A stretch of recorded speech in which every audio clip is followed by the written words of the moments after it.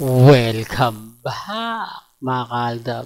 Ito na naman po ang inyong lingkod, si Mr. Destiny. At magbibigay po tayo ng pinakamainit na update po ngayon sa social media. Ito po yung pinaka-latest na kumakalat ngayon na nagkaroon nga po raw ng awayan dahil nga po daw sa mga kumakalat ngayong post na may anak nga po raw si Congressman Arjo Kaishu Ramirez, mga kaaldab. Pero gaya na sinabi ng iba, fake news lang daw po yan. Wala daw pong katotohanan. Pero bakit po lalong tumitindi? Pero bakit lagi pong pinag-uusapan ngayon at pinagpepiestahan? So, pwedeng sinasabi ng iba, ginagamit lang daw po para sa content, ginagamit lang po para sa mga alam nyo na, mga kaaldab, para mapag-usapan dahil si Shu Ramirez nga po raw bagsak daw ang karir. Hindi nga po daw ito kinuha ng GMA Kapuso. Hindi po ba? Kaya hati ang opinyon ng mga kumbaga ng mga ilang netizen. Hindi po ba? At sabi ko nga po sa inyo, may mga point na mapapaisip naman po kayo. Tapos sinasabi nga po daw na nasa ospital si Maine. Kaya wala po raw sa Eat Bulaga. Di po ba? Hindi ko alam, mga kaaldab, kung ano na nga po ba ang issue na kumbaga hindi natin alam kung papaano at kung sino-sino nga po ba yung mga nagpapakalat na mga ganitong impormasyon. Pero siyempre si Mr. Destiny, kumbaga kung ano lang naman po yung mga update natin, kung ano lang naman yung mga post, at kung ano lang naman po ang pinag-uusapan. Di po ba? Kaya lang siyempre maraming nagre-react, maraming nagko-komento. At ito nga po yung pagbubuntis ni Mengay na sinasabi nga po raw na revelasyon. Kilala nyo po ba yan? Yan po yung nakasama ni Mengay sa Destined to be Yours. Di po ba? Kaya sabi ko sa inyo, may mga bagay-bagay na masasabi na totoo, masasabing fake news, di po ba? Kasi walang reaksyon eh. Hindi nagre-react man lang dito ang pamilya Mendoza at ang pamilya Atayde. Parang hinahayaan lang po nila.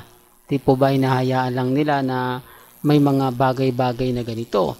May mga bagay-bagay na ganon, di po ba? Kaya sabi ko nga po sa inyo, kung meron nga po ba talaga anak, talagang dito magkakaalaman, di po ba? Maliit lang naman po ang social media para hindi malaman. Kaya lang yung iba nagtatanong, nagtataka, bakit hindi man lang nagre-react ang pamilya Atayde na kakaiba dati, di po ba? Sabi ko nga po sa inyo, si Ibiang matapang po talaga yan eh. Nung panahon po ng eleksyon, mandami ko pong mga video na kumbaga hindi po talaga nagsasalita si Congressman Arjo. Ang tanging maririnig nyo lang po na nag-i-speech si Ibiang. Totoo to, mga kaaldab. Alam po ito ng taga District 1 sa Quezon City. Kasi minsan wala pong event o yung meeting di avance na wala po si Ibiang. Ibig ko lang sabihin. Kaya nga sabi ko sa inyo, nakapagtataka, pero okay lang naman po yan. Dito naman po wala naman pong pilitan, di po ba? Basta sa akin, sinasabi ko lang po yung totoo. Although maraming kumakampi kay Mr. Destiny dahil totoo naman po yung mga sinasabi natin. Totoo naman po yung mga pinapaliwanag natin. Hindi lang talaga nila gusto yung nagbibigay ng update. Gaya nga po ni Mr. Destiny. Kasi, kumbaga, basag sila sa akin eh. Lahat ng sinasabi nila, lahat ng mga komento nila, na talagang, di po ba?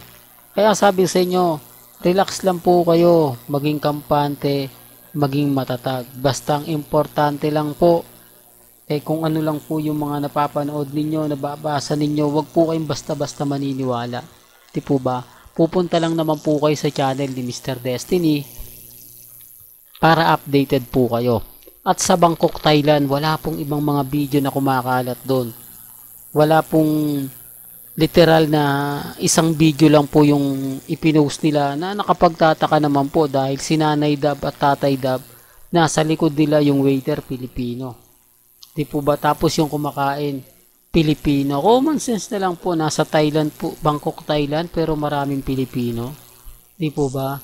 Kaya ang sinasabi ng iba, yung restaurant na pinuntahan o kinainan ng pamilya Mendoza, dito lang daw yun sa Pilipinas. Exclusive restaurant daw po yun para lang po sa mga taga Bangkok, Thailand. Di po ba? Na siyempre ang magre-reserve niya Pilipino. Di po ba? Pero mga pagkain nga po nun, gawa lutong Taiwan. Di po, kaya ang daming lapses kasi yun lang Hindi siya yung tipo na kumpleto yung video na lahat binibidyohan, di po ba? Wala, eto simpleng tanong, may nakita po ba kayong taga Bangkok, Thailand na kumain? Hindi po ba? Wala. Kaya lang, pero kumbaga wala kapag si Mr. Destiny nga po nagbibigay ng update, galit na galit sila, inis na inis. Tapos eto pa po, sobrang sexy ni Catherine. Napanood niyo po ba yung video? Nakita niyo po ba yung kumakalat sa Century Tuna? Grabe, no? Sobrang sexy. Kaya hindi nyo maiiwasan na kumbaga mag-react na wala talagang relasyon sina Alden Richards at si ano ba yan? Alden Richards at si Catherine, kasi kita nyo sobrang sexy ni Catherine. Tapos laging lumalabas, laging nagsasabado nights. Oops, mukhang 90s Sabado nights. Ibig kong sabihin, kung sino-sino at ibang lalaki po o mga ibang kaibigang lalaki, para lang klaro, ang kasama niya. Di po ba? Siyempre, didistansya na si Alden Richards. Alam niya na kung sila nga po ni Catherine, magkakaroon lang sila ng issue. Kasi sobrang sexy at lagi pang di po ba? Kaya nga po yung mga ibang Alden fanatics nagre-react na dapat kung meron man daw po na relasyon, dapat hiwalayan niya na. Kasi magkakaroon lang talaga ng issue. Di po ba? Dahil sobrang napaka-sexy at talagang nagpapa-sexy si Catherine. Normal lang na habulin siya ng mga lalaki. Normal lang na ligawan pa siya dahil hindi pa naman daw sila kasal ni Alden Richards. Yan base po lang sa mga senaryo. Base lang po yan sa mga nababasa natin, napapanood natin. Kaya nga po hindi ako basta-basta nagpapa-apekto. Hindi ako basta-basta nagpapatinag. Lalo na nga po kapag ako nang bibigay ng update, ako nang bibigay ng mga kaganapan, di po ba? Ako yung una kasing nakakabasa. Ako po yung unang nakakakita. Ang problema lang po, sasabihin nila, loko, sino nagbabalita? Si Mr. Destiny? Fake news yan Lahat ng sinasabi niyan hindi totoo. Lahat ng mga kumbaga bali-balita niyan fake news, di po ba? Pero nababasa naman po nila. Pero nakikita naman po nila. Di po ba?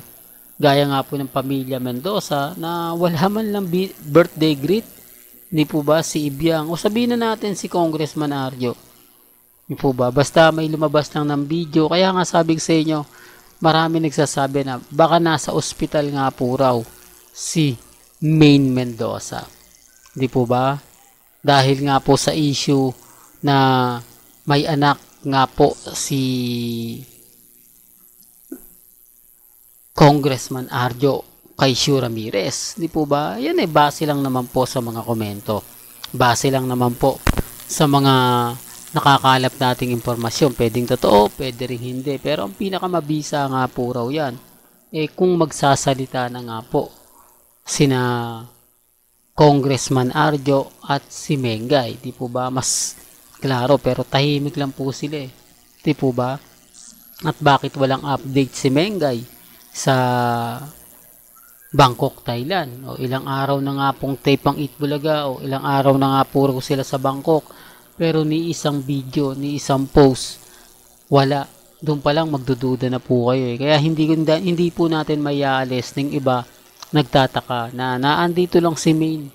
Sigurado yan kasi hindi man lang nagbibigay ng update At bakit yun lang po ang video na inilabas ni Nanay Dab. Na kung titignan nyo, nung pumunta sila ng Japan, napakaraming post kay Mati, kay Ira, di po ba? Hindi, sinasabi ko lang po yung totoo Well, hanggang dito na lang po yung updates natin Kaya kung gusto nyo pa po ng pinaka latest at mga sariwang update na galing po mismo sa social media. Abay, tutok lang po kayo sa channel ni Mr. Destiny. Hanggang sa muli, salamat po sa panonood at pakikinig.